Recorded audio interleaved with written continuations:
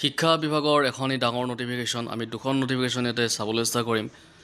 অতি দৰকাৰী হয় প্ৰতিজন শিক্ষকৰ কাৰণে, প্ৰতিজন ছাত্ৰ ছাত্ৰীৰ কাৰণেও দৰকাৰী হয়। যিসকল ছাত্ৰ ছাত্ৰীয়ে বৰ্তমান মেট্ৰিক পৰীক্ষা দিব আৰু যিসকলে হায়াৰ ছেকেণ্ডেৰী পৰীক্ষা দিব তেওঁলোকৰ কাৰণে খুবেই দৰকাৰী হয়। আৰু ইয়াতে প্ৰতিজন শিক্ষকৰ কাৰণে এই খবৰটো আচলতে দৰকাৰী। তো কিয় দৰকাৰী আপোনালোকে গম পাব গোটেইখিনি কথা যেতিয়া আমি চাবলৈ চেষ্টা কৰিম।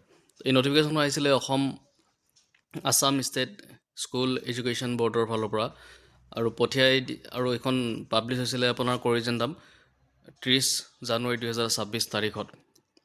যিখিনি কথা লিখিছে ধুনীয়াকৈ ইয়াতে অসমীয়াত আছেই, আমি কথাখিনি অকণ পঢ়িবলৈ ইয়াতে চেষ্টা কৰিছোঁ।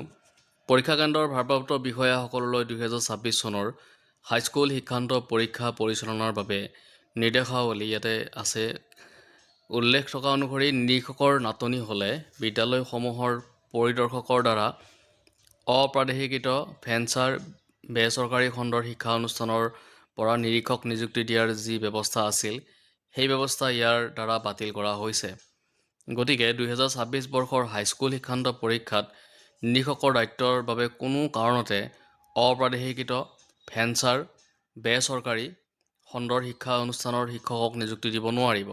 নিৰীক্ষকৰ নাটনি হ'লে সংশ্লিষ্ট জিলাৰ DWO জিলাৰ প্ৰাথমিক শিক্ষা বিষয়াৰ সৈতে আলোচনা কৰি প্ৰাদেশিকৃত নিম্ন প্ৰাথমিক LP, উচ্চ প্ৰাথমিক UP বিদ্যালয়ৰ অভিজ্ঞ শিক্ষকক নিযুক্তি দি সেই অভাৱ পূৰণ কৰিব লাগিব।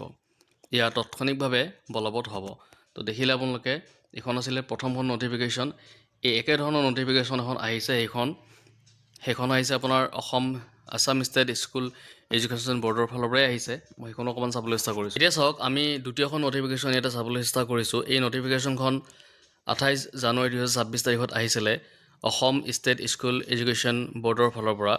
আৰু এই যিখন নটিফিকেশ্যন সেই প্ৰথম আমি যিখন চালোঁ সেইখনৰ নিচিনাই একেই প্ৰায়, কিন্তু ইয়াতে তাত আছিলে আপোনাৰ HSLC এক্সামৰ কথা আছিলে আৰু ইয়াতে HS এক্সামৰ কথা আছে, অৰ্থাৎ হায়াৰ ছেকেণ্ডেৰী এক্সাম যি হ'ব সেই এক্সামিনেশ্যনৰ কথা আছে।